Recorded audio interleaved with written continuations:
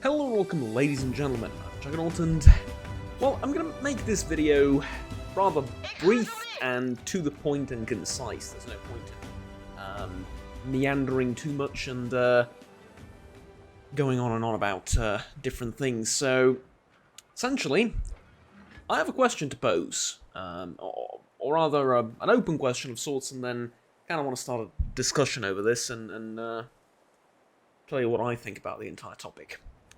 What the hell is going on with TV show and movie writing, and even video game writing, recently?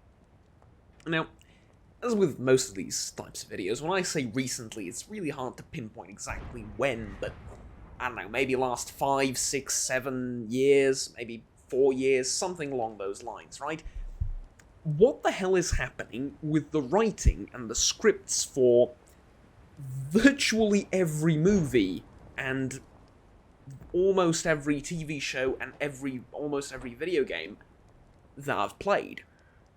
Now, this is not to suggest that everything I've seen in the last few years has been terrible. It's mostly been unremarkable, but the writing has been horrible or extremely bland, uninteresting, and at the best of times serviceable in almost everything thus far, right? So, here's the thing. A YouTuber by the name of Cynical Drinker, I think his name is. Actually, let me, I can alt-tab because it's a replay from the game, so I can check.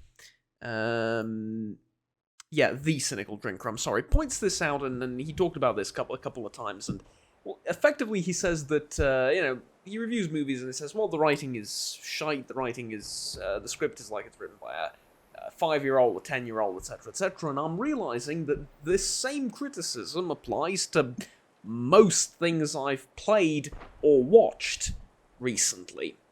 Now, I have a theory as to why this might be, and that's production time and the sort of serialization of everything.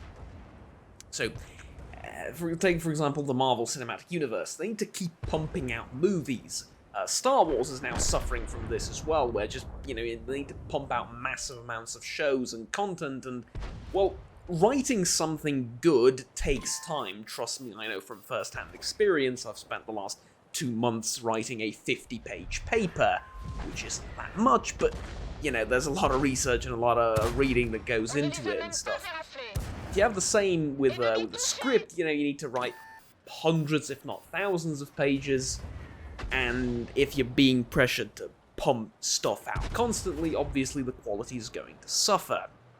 And I think this sort of mass production that we're seeing recently is partially to be blamed. I mean, there now have to be multiple Marvel movies, there have to be multiple DC movies a year, and yeah, they're by different producers and different writers and stuff, but it's still a lot, and just because they're being written by different people doesn't mean that they have all the time in the world to create their scripts and their stories and whatever. There is still a time constraint in which, you know, there need to be multiple movies a year now, and I kind of feel like that's the problem. Maybe it's something else, I don't know, I'm not in the industry, so I wouldn't be able to tell you, but let me give you a couple of examples. So, I've watched the first episode of The Rings of Power, and, well, to say that I find the show insufferably bad is an understatement. Now, don't get me wrong, if you like the show, and you like it for, you know, it's a fantasy show, it's, you know, you don't read too much into it, fine, it's okay. I wouldn't even say it's a catastrophically bad show. I find it insufferable because it's trying to be Tolkien, and it's not, first of all. It's like Amazon Tolkien. It's like if Saruman decided to write Tolkien instead of the actual author himself, or Sauron or whatever. You know, there's been a whole analogy with Amazon being Mordor and stuff. It's really funny, but I kind of have to agree with it. The point is, visually the show isn't that bad. The primary sort of story of the show isn't. Yeah, it goes against everything that Tolkien wrote, or at least most of it, but it's not, as a generic fantasy show, it wouldn't be that bad were it not for the insufferably bad writing. I kid you not, I have flashbacks and PTSD from some, and I use the word jokingly, I apologize if I might offend someone, but I genuinely get, like, a cold sweat when in the middle of the night I'm trying to fall asleep and I remember some of the lines that I've heard either from the trailers or the clips on social media or I've seen in the first episode myself. Elrond, your eyes have not seen what my eyes have seen. What have your eyes seen? I'm sorry. It's horribly bad. And then my absolute favorite line ever. Dog barks at moon, but he cannot bring it down. Or something along those lines, but he cannot... I think he said bring it down, but... Anyways. And the context of that is that sentence means that they should be friends. It's insufferably bad. And, like, visually, the show's pretty darn good. There's some really nice visuals there. The sort of basic themes and idea around the story and the dynamic of the characters and everything, I don't dislike that either, but then it's the most sort of obvious and in-your-face example of terrible writing I've seen probably ever. And then there's Thor, Love and Thunder, which, yeah, the writing is absolutely god-awful. And the more I look into it, the more I've... Like, video games, for example, as well. I've played Dying Light 2, I've played, I don't know, a couple of other games that came out recently, and none of them really have some meaningful, impactful, good writing. It's just there. It's serviceable or barely noticeable. Rings of Power, like I say, is an extreme example where I wanted to claw my own ears out for how bad it is, but in other cases, it's just nothing, right? It's just... The words they use convey simple messages, and there's no beauty behind the dialogue and behind the writing. Let's jump into another replay, and I'll expand more on this point. Now, here's the thing. I'm not suggesting that every character in every TV show should drop Shakespearean lines like Captain Jean-Luc Picard from Star Trek, or Joshua Graham from... Well, he's not Shakespearean, but like the depth and gravitas and power behind his lines is comparable. Like Joshua Graham from New Vegas, right?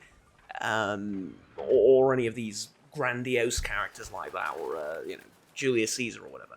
I'm not saying that, but what I am saying is that sometimes you do write dialogue so that it's plain, mundane, to reflect a sort of realism of the situation. If you're portraying a regular, everyday dad, or a family person, or a, I don't know, worker, mechanic, whatever, you're not going to have him, do grandiose lines. That goes without saying. It's just not what you'd expect. It's not realistic. It's not to say that it cannot happen, that there are people that do really mundane and, intellectually speaking, not challenging jobs, but are extremely well-read, intelligent, eloquent, etc., etc. That's not to say that it's not the case, it's just that it's not the norm, and when you're trying to portray it, you might want to go for something that's more commonly identifiable and more commonly expected, and sort of goes in line with a more common everyday experience. That's fine. But here's the thing. A lot of these are fantasy shows. A lot of these shows deal with mythical creatures, and a lot of these shows also have narrators. And the problem isn't that, some characters' dialogue is bad, it's that everything written and spoken in the movie is pretty darn dire. Right? It's really... I don't know. It just doesn't really work. I'll give you a good example of sort of the opposite. Everything Everywhere All at Once is a phenomenal movie. The action is great, the story is compelling, it's funny, it's you know, it's sort of everything, everywhere, all at once in the right spots, if you forgive the pun, right? It does everything right. It gets a good mix of all of these different elements, and it works. They play nicely with each other. And then there's a few moments where the protagonist, I forget what the lady's name is, or rather the character's name is, but the protagonist is supposed to give a sort of a speech towards the end of the movie, and she struggles to find the words, and that makes sense, right? First of all, because she's talking in English, and it's not exactly her native language, and then also, it sort of goes in line with her background and everything, you know, thus far. It makes sense that on the spot, she wouldn't be able to find the right words to express what she wants, and you can see her sort of struggling to say what she means and to sort of convey her message. And that's good, that works because it makes sense in the movie. However, what doesn't make sense is a 5,000-year-old elf speaking like a 5-year-old child trying to retell a fairy tale. That doesn't make sense. Yeah, and it's things like that. There's no Jean-Luc Picards anymore, right? Even in Star Trek, the new ones, right? That I've noticed why I really hate all the newer Star Treks. It's the dialogue. The action's fine. The visuals, although more Hollywood-esque and more sort of fast-paced and more, I don't know, action movie rather than true science fiction. You sort of get over that. It's the dialogue. The dialogue's gone. There's no good scripts anymore. Jean-Luc Picard isn't quoting Shakespeare anymore. Or if he does, it's a cheesy knockoff one-liner that doesn't really convey any deeper message, but haha funny. Or, ooh, he's witty, look at him. No, in The Next Generation, more or less every single line Picard says is meaningful, it's deep, it conveys a sort of message, and it seems well thought out, which is very in character for the captain, you know, calculated, passionate when he needs to be, but in control of his emotions, right? Again, when he needs to be. Sometimes he isn't, and then his bursts of anger are so much more impactful, right? I point to the speech like, the line must be drawn here, no further. And you know, he lashes out in rage and I think breaks a cabinet or a display case or something. And you know that so he's been serious for like 5 seasons, now he's getting really emotional. You know that this is important. And coupled with the phenomenal writing of his speech, there's something. And actually, speaking of, let me give you a few examples. And actually, I'm going to do that after we jump into one more replay for the day. So here's a sort of glimpse of what I'm talking about. I'm going to show you a pair of quotes, I think, here, and let me just pull them up. Here, and let's go here. Okay, sorry about that. So at one point, Jean-Luc Picard delivers the following speech, or supposedly it's a quote from Inside the Universe by Sartre something. Aaron Sartre, I think. Aaron Satie? Satie, sorry, not Sartre. I'm trying to remember, and then I saw it in the corner of my eye. There's his actual name underneath the quote. So, with the first link, the chain is forged. The first speech censored, the first thought forbidden, the first freedom denied, chains us all irrevocably. There's a beauty in the language, in the line, right? It's not visual, it's not... I mean, it is the acting in part, but it's the line, it's the written dialogue, and when reading it, you sort of sense that there is a beauty there, that there is art there. Versus dog barks at moon but cannot take it down, so let us be allies, and stuff. See what I mean? Or, let's go with this as well, one of my favourite characters in video gaming in general. Joshua Graham from Fallout New Vegas. I have been baptized twice. Once in water, once in flame. I will carry the fire of the Holy Spirit inside until I stand before my Lord for judgment. I do not enjoy killing, but when done righteously, it's just a chore, like any other. I want to have my revenge against him, against Caesar. I want to call him my own, to make my anger God's anger, to justify the things I've done. In a world filled with misery and uncertainty, it is a great comfort to know that in the end, there is a light in the darkness. Lastly, waging war against good people is bad for the soul. This may not seem important to you now, but it is the most important thing I've said. Behold, a lot of these lines... Well, first of all, the fact that you can go through the entirety of New Vegas without ever encountering this person and reading, or not reading, but hearing these lines is quite amazing. But, like, look at that. You have a moment of a crisis of self, religion, and morality, and you question all of these things just because of something that an NPC, like a collection of pixels, in a video game told you. I have genuinely read, well, comments that at least seem really genuine, about people, you know, reconsidering their religious views after a few quotes read by Joshua Graham. I mean, you know, again, like I'm saying, extreme examples, don't get me wrong, but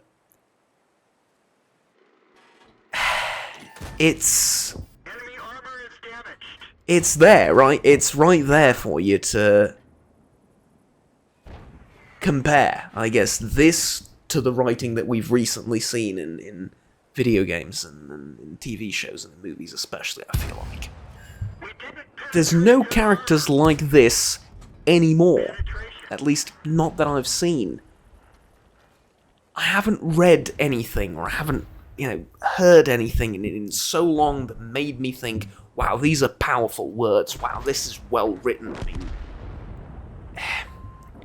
even shows that I genuinely really enjoy, like what was the recent one I've seen? House of Dragon, right? I really like that show. There's Andor also from the Star Wars thing. I like those shows. I genuinely do. I look forward to them every time there's a new episode. I do.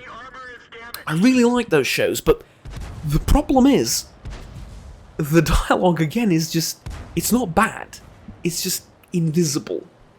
Now, I think that's a good analogy to make. The dialogue is kind of, or a good metaphor I suppose to make. The dialogue is kind of invisible. It's transient. You don't really notice it. It doesn't really do much except move you to the next plot point, or the next fight, or the next visual, you know, awesome scene that you need to see. But it isn't the focal point, and it doesn't have to be. You know, the dialogue doesn't have to be the focus. Here in Jean-Luc Picard and with Joshua Graham, really the focus is the dialogue. It's not something else that's happening. But that's fine. Like, the dialogue doesn't have to be the focus. It can be, but even when it isn't, it sort of has to be, how do I put this, artistic and powerful and influential to the main story, and it just isn't. I mean, there's no real lines in House of Dragon that I would single out and be like, ooh, that made me really, like, think about something and consider something. Game of Thrones had it, though. Not many, but Game of Thrones had it, and, you know, one more thing I'll bring up. When you write really good dialogue that becomes influential, it creeps its way into language. And that's how you know that it's memorable and that it's good. Case in point, "Oh my sweet summer child" is not a Shakespearean line. It is, even though it is often attributed to Shakespeare wrongly, no, it is from George R.R. Martin. Summer child referring to a child that has only seen summer and has not seen winter. At least the cruel and difficult winters of Westeros. Particularly the north, right? So there you go. I've met countless number of people that use that line and have no idea where it came from. It creeped its way into language, it creeped its way into popular use. Now that's really important if you think about it. That means that the lines and the dialogue have been really well thought out and written. Somehow Palpatine Returned, I don't think is going to make its way into language, or at least not for the same reasons. It's going to make its way into language because of ridicule, which is a very, very different thing, but, you know, there's another example right there. We have... It never, like, again, Joshua Graham, "It never stops burning my skin every day. I have to unwind the bandages and replace them with fresh ones." Such a mundane thing he says, right? Such a mundane thing he says. He's basically telling you about how he's treating his wounds, and then you think about it, and then like, holy hell, this man is constantly in pain. That kind of changes my perception of him. Because he's not just there being spiritual and, you know, hidden away or whatever. No, this man is in constant agony. And thus, you know, it sort of colours everything around the other sentences and the other pieces of dialogue that he tells you. It sort of shifts your perception of the character a little bit. I'll read a couple more. "When the walls come tumbling down, when you lose everything you have, you always have family. For many of us, the road is a difficult one, but the path is always there for us to follow, no matter how many times we may fall." Look at that. You have that versus "Somehow Palpatine Returned. Anyways, here's a spaceship." It's just... There's none of this anymore. It's gone, like...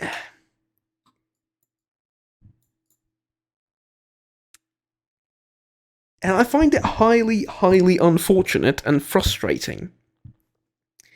Now, I understand that maybe one of the sort of,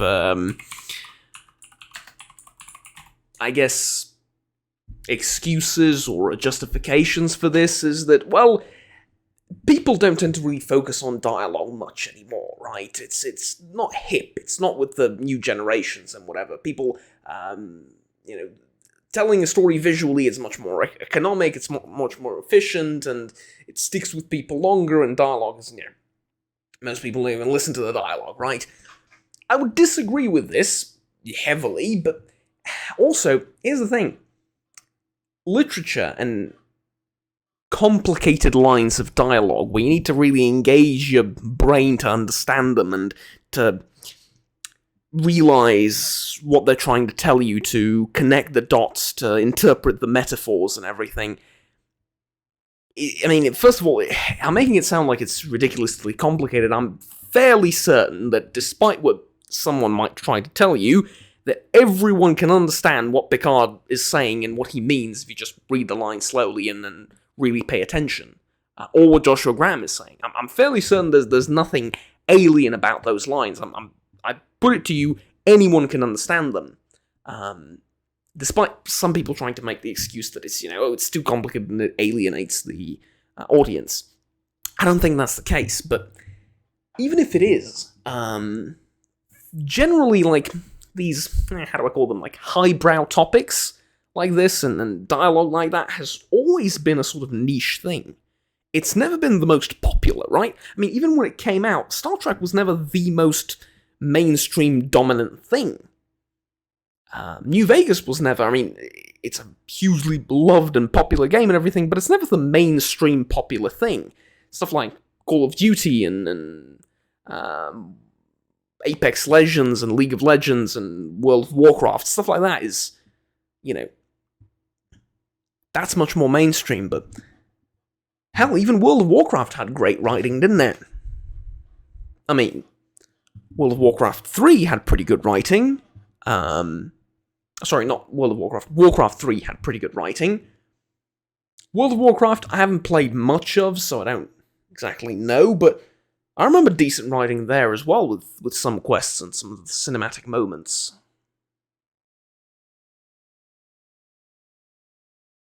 Yeah, it used to be present sort of, maybe not heavily, and maybe not, maybe good dialogue wasn't dominant everywhere, and, everything was better written. No, for sure not, but you used to be able to find it, even in the most unexpected places.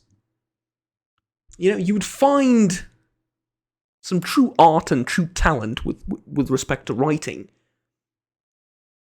And now it seems to have vanished under what I would assume is the sheer power and influence of this mass production of media, I suppose.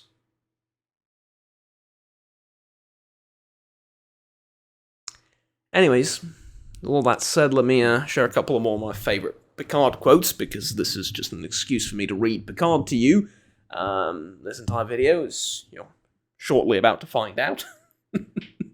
I'm only half joking as well. It says, I don't know which episodes these are from, I just picked these up online by searching for his quotes. He says, "The road from legitimate suspicion to rampant paranoia," I'm butchering it, sorry. "The road from legitimate suspicion to rampant paranoia is very much shorter than we think. Things are only impossible until they are not. It is possible to commit no mistakes and still lose. That is not weakness. That is life." And finally, the message I want you to take away from this video, and I guess in life in general: seize the time. Live now. Make now always the most precious time. Now will never come back again. From a nerdy, silly, well, at least relatively, low budget, compared to nowadays at least, low budget sci-fi show. Yeah. It's beautiful. I mean, you could open up a list of his quotes and you can read through all of this and be like mesmerized by it. Challenge you to do that with any of the modern Marvel movies or any of the more modern stuff. It just doesn't compare. And that's sad, honestly. That I think that is sad. Anywho, that's about it, ladies and gentlemen. Tell me what you think on the topic. Am I just being overly dramatic and have no idea what I'm talking about and just seeing everything through the eyes of nostalgia, or do I legitimately have a point? I feel like I do, because I've pretty much given direct comparisons and examples, but regardless, I do want to hear from you what you think the situation is, and, why you think things are the way they are. Anyways, that's about it. Thank you very much for watching, ladies and gentlemen. I'll see you all next time. Have fun, take care, and bye-bye.